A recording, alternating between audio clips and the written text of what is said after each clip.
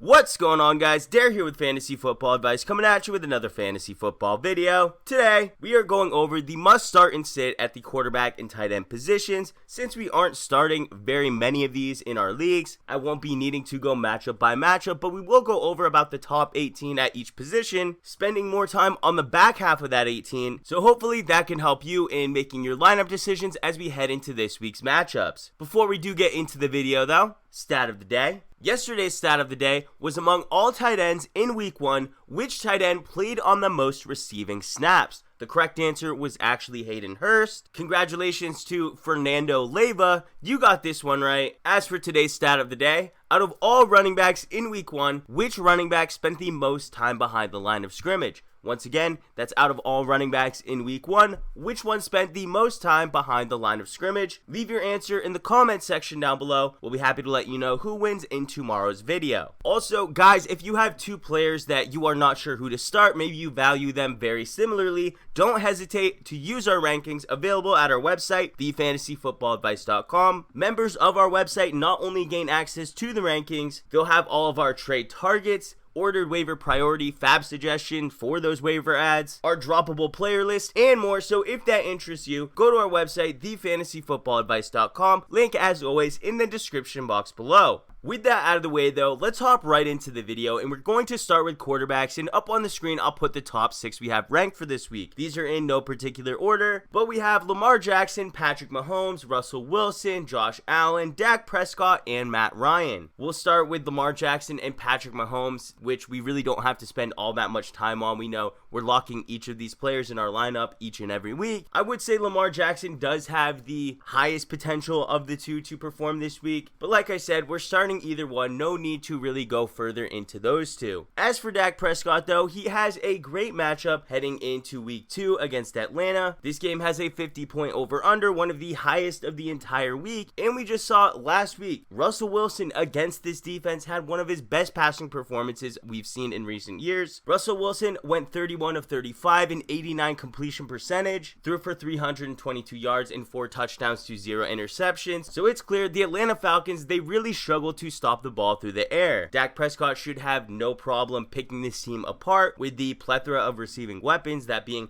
Amari Cooper, CeeDee Lamb, Michael Gallup. So if you have him, you should be very excited to get him into your lineup. On the other side of the ball, which we still have ranked inside the top 6, Matt Ryan. This is a game in which each team should be pushing the other to score. So yes, this does have shootout potential. This is going to inflate the overall upside of each of these players, Matt Ryan as well. And with the Falcons not yet showing any sort of identity in the run game, at least at this point in the season, we can rest assured knowing that they will heavily rely on the pass, mainly through the avenues of Calvin Ridley and Julio Jones. He should have no problem finishing inside the top 12. We have him ranked inside the top 6 this week, so we're expecting big things. But let's move over to Russell Wilson. Russell Wilson had a phenomenal finish to week 1. He finished as the 2nd overall fantasy quarterback on the entire week. That was against a weak Atlanta Falcons pass defense. He will have a much tougher test heading into this week against New England. We still believe he can strongly overcome that, and maybe not through the air. We know Ryan Fitzpatrick threw a plethora of picks in that game, while Russell Wilson a much better decision maker. It's still going to be a much more difficult time than he faced in week 1. That should force him to potentially focus more on the run game, not only with Chris Carson, but also using his legs, which add up to fantasy points that much faster. This will increase his overall floor, so a top 6 fantasy finish for Russell Wilson, even in a less than ideal matchup, it's certainly one that he can overcome. Lastly, we have Josh Allen, and he faces a Miami defense that got torn apart through the run game of Cam Newton, and this is a similar skill set that we can see that Josh Allen brings to the table. Would we be surprised if Josh Allen finishes with a rushing touchdown, maybe even 2? No, not at all, and Josh Allen already proved what he's been able to do through the passing game with the addition of Stephon Diggs,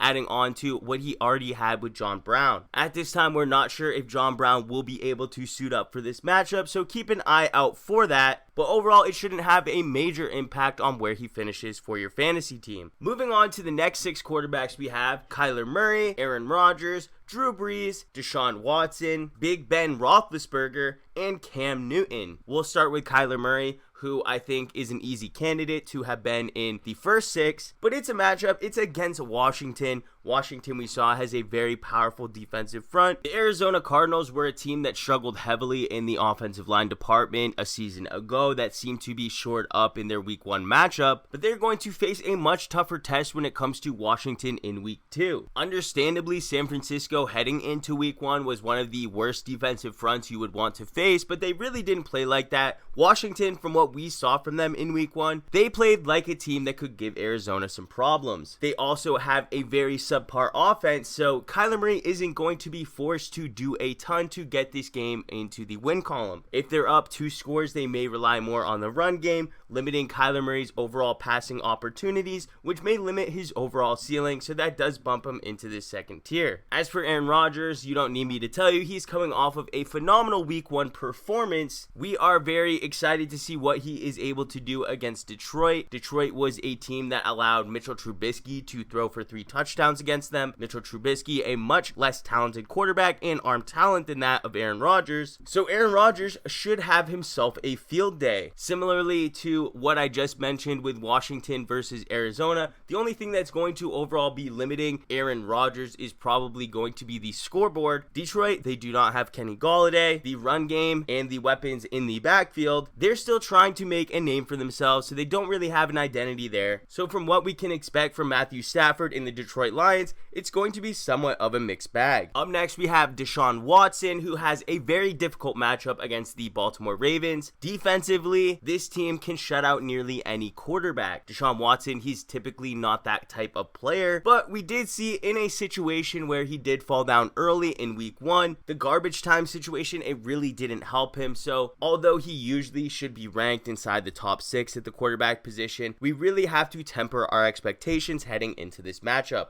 Not ideal, but again, the talent is going to force you to insert him into your lineup each and every week. On the opposite side of the spectrum, we have Drew Brees heading into a phenomenal matchup against the Las Vegas Raiders. He is going to be lacking some weapons, so this ideal matchup may have less than ideal results. Michael Thomas is already expecting to miss this week. That is going to leave Emmanuel Sanders leading this team from the wide receiver position. They also have Jared Cook, Alvin Kamara, a phenomenal receiving back out of the backfield. In this defense, it can easily be exploited. I think Alvin Kamara is going to have a phenomenal day. I think Jared Cook at the tight end position should also eat as well. We'll get into him later. But Drew Brees, considering that he's missing Michael Thomas, we cannot expect him to play at peak performance. The Las Vegas Raiders also don't have a very potent passing attack, so they may not be forced to put up a ton of points in this matchup. And we also have to remember that despite his name being Drew Brees and somebody who we feel should always be ranked inside of the top 12,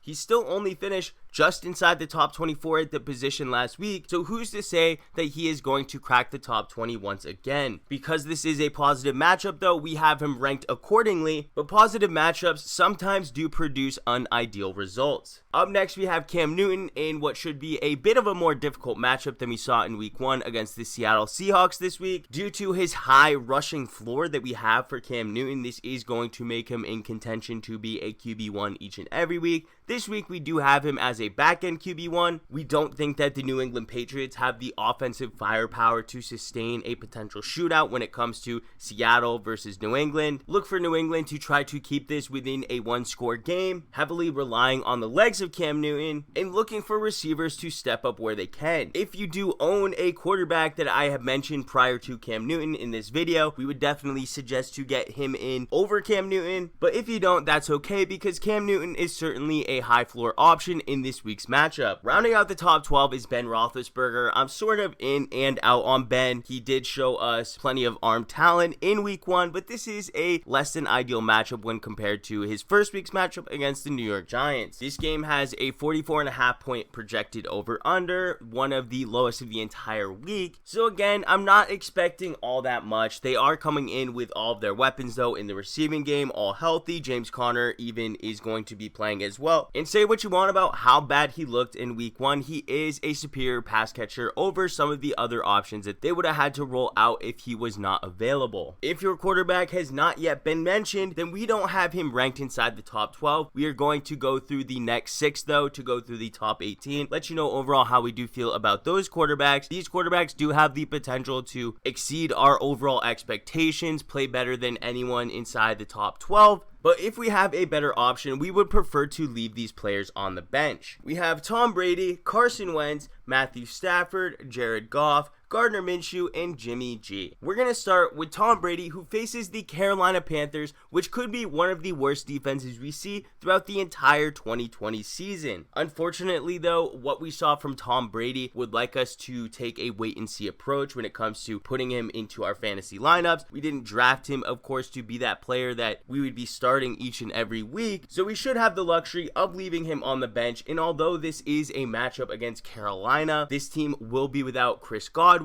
Mike Evans. We are not sure exactly how healthy he is. So Tom Brady, who already is going to be at a disadvantage with having to learn a new offense and build chemistry amongst his teammates, he's now going to be without some of his weapons. From what we saw from him in week 1, it looked like he was a little shook. So if we do have the option and ability, we would prefer to leave him on the bench this week. Same goes true for Carson Wentz of the Philadelphia Eagles. No player at the wide receiver position played on over 70% of snaps. Jalen Reagor did lead this team in snap percentage, but Deshaun Jackson, despite being healthy, the team decided they wanted to work him in. This is going to mean that despite the Philadelphia Eagles heading into this week's matchup with most if not all of their weapons, we are not sure exactly how many snaps each of them will be able to play, if they will all be even at Carson Wentz's full disposal. And from what we saw from Wentz last week, he looked nothing like we had become accustomed to. He had his second worst performance of his entire career. That includes his rookie season. So if you do own Wentz, let's hope that the receivers on this team begin to play more snaps, get healthier, and we see Carson Wentz and this offensive line start to play more conducively before we feel forced to thrust him into the lineup. Moving on, we have Matthew Stafford of the Detroit Lions. He is coming off of a performance in which he had only completed 57% of his passes, threw for under 300 yards, had a touchdown to 1 interception. We do have to be fair and remind you guys that DeAndre Swift did drop a game-winning touchdown. That would have been a touchdown pass for Matthew Stafford. One additional touchdown pass could change the overall narrative that we would have had for Stafford heading into this week, but it's tough to say. He did have 42 pass attempts. That's an amount that we cannot guarantee translates week over week either. He's also going to head into this week once again without Kenny Golladay, his best receiving playmaker, and this is also a player who is not going to be getting any of his production on the ground. When we are looking for quarterbacks, them having the ability to get rushing yardage, potential rushing touchdowns, it increases their overall floor. Matthew Stafford, he does have to have a good passing day in order to pay off the start, so for us, we would prefer to leave him on the bench this week. Another quarterback that doesn't have any real work in the run game is going to be Jared Goff. He is going to need to get all of it done through the air. He's overall just a difficult player for us to trust right now because he did throw for 275 yards, but he didn't complete a single touchdown pass. He did have an interception in that game. The overall passing volume was also on the high end, something that we cannot expect to translate for this upcoming week either. Even though this is a very beatable pass defense in the Philadelphia Eagles secondary, which can be exploited, we are not sure that the offense of the Philadelphia Eagles is going to be able to keep up and push this into a situation in which each team will have to make an answer on offense. So if you do have another option to put in over Jared Goff, a player who we don't feel is going to be forced to do too much in this matchup, we would suggest to start them over him. The next player we have is Jimmy Garoppolo, and Jimmy Garoppolo in his ranking inside the top 18 is more just a nod to how poor this New York Jets defense is, at least when it comes to supporting fantasy quarterbacks at the opposition. So Jimmy G, despite having virtually zero weapons heading into this week's matchup healthy that they would typically starting, we still have to have him ranked inside the top 18, and that's likely where he will finish. Lastly, we have Gardiner Minshew, who really performed well in week 1. He's also a player that does have a higher floor than most other quarterbacks because he does get some work done in the rushing game. He is currently the 13th overall quarterback for fantasy, completed 19 of 20 pass attempts last week. It did only go for 173 passing yards, but he did throw for 3 touchdowns to 0 interceptions. This is very promising production. Unfortunately, the matchup is not going to be as ideal. He is going to be playing on the road against Tennessee, a team that is looking to make a statement after a very messy week 1 1 matchup in primetime against Denver. This is going to be a very telling game for Gardiner Minshew and how consistently we can expect him to perform, but for us this week we would prefer to leave him on the bench. So we're going to move over to tight ends, and in the top 6 we have the usual suspects, that being Travis Kelce, Mark Andrews, Zach Ertz, Darren Waller. No need to go into them.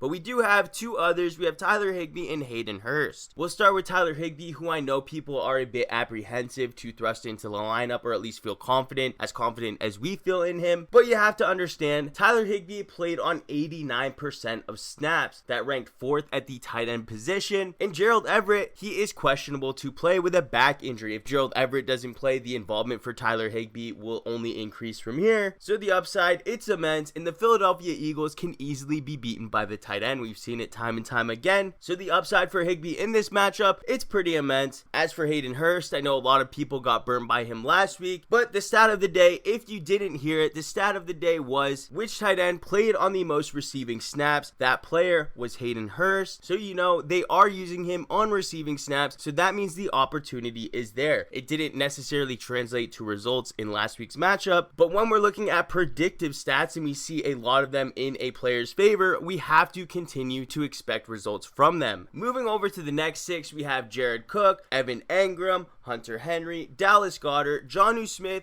and TJ Hockensen. We'll start with Jared Cook, a player who I'm pretty high on this week. He is going to be in an offense with depleted weapons, no Mike Thomas, which is going to open up more opportunities for him in a very beatable matchup against the Las Vegas Raiders. If there were ever a matchup for him to perform, his opportunity share should be at its highest. This would be the one. So if you drafted Cook, you probably drafted him to be an auto start, and through the first 2 weeks, that's what you have. Moving on, we have Evan Engram of the New York Giants coming into a much more friendly matchup than he had a week ago against the Pittsburgh Steelers. He's playing the Chicago Bears. Last week, he had 7 targets. If he is to receive 7 targets against this defense, he has a very good shot at scoring. He is the biggest player to provide an offensive mismatch for the New York Giants, so expect them to take advantage of that. And even though I'm not super high on Evan Engram from a season-long perspective, this does have the opportunity to be a very solid game for him. Moving on, we have Hunter Henry of the LA Chargers. I was very surprised to see how much they used him between the 20s. He had 8 targets on the game, converted that into 5 receptions, over 70 receiving yards. And what we learned is that Hunter Henry is going to be utilized by Tyrod Taylor in all areas of the field. I did expect Keenan Allen to have a larger role in this offense between the 20s, but we did see a lot of that go to Hunter Henry as well as Mike Williams. So if that does continue, Hunter Henry could end up being a high floor option each and every week. It's a bit too early to make any sort of claim like that, but for this week, he is going to be a back end tight end 1 for this matchup, one that you should feel confident setting into your lineup. The next player we have is Dallas Goedert. You don't need me to tell you, try to get him in this lineup, especially at the early part of the season. It appears that this offense is heavily relying on him, and with the ambiguity at the receiver position, no receiver playing over 70% of the snaps, it's a virtual lock that Dallas Goedert will continue to see heavy involvement, and we have to take full advantage of that considering the landscape of the TE position. The next 2 players we have are very similar. We have Jonnu Smith and TJ Hockensen, both players who are going to be taking advantage of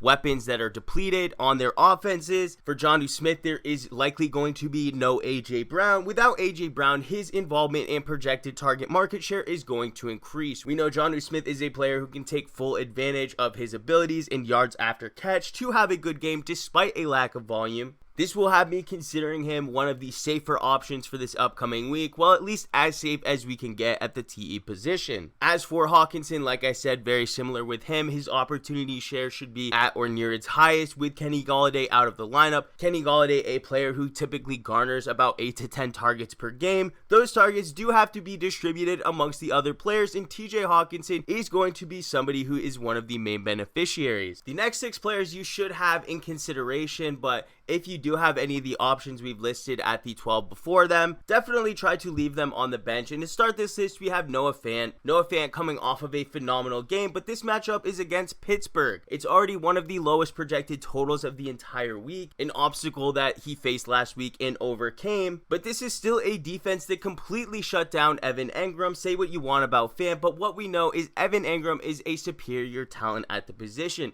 If they can shut down Evan Engram, Noah Fant is definitely going to have an uphill battle, And when looking for players to put in at my TE slot, I am not looking for players with uphill battles. I'm looking for players with the opportunity to produce their best. The next player we have is Mike Gesicki of the Miami Dolphins. They are in a matchup against Buffalo. Not the ideal matchup, but we did see Chris Herndon have heavy involvement against this team just a week ago. And Mike Gesicki undeniably has a target market share in this offense dedicated to him and his role. So each and every week he will have the ability to perform. Devontae Parker is also a player who may not be able to play this week, and if Devontae Parker doesn't play, the overall opportunities for Mike Gesicki could increase from here. Up next, we have Logan Thomas, who performed very well in week 1. He had 8 targets, converted that into 4 receptions, even scored a touchdown against a weak Philadelphia Eagles defense. He is now in a matchup in which the Arizona Cardinals should be well ahead for this entire game, putting the game script very pass friendly. This is also a defense who performed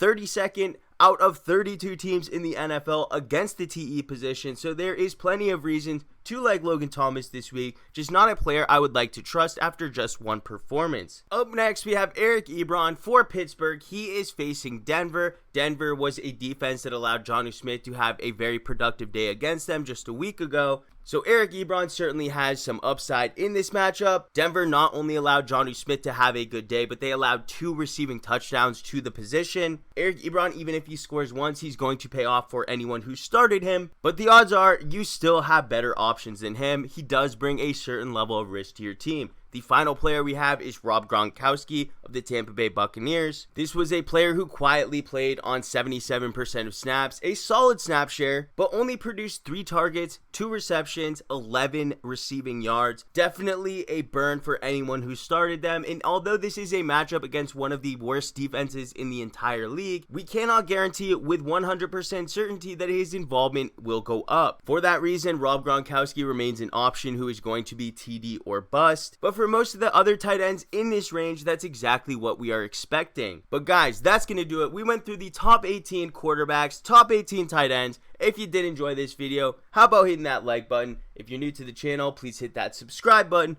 We thank you all for watching. We'll catch you on the next one.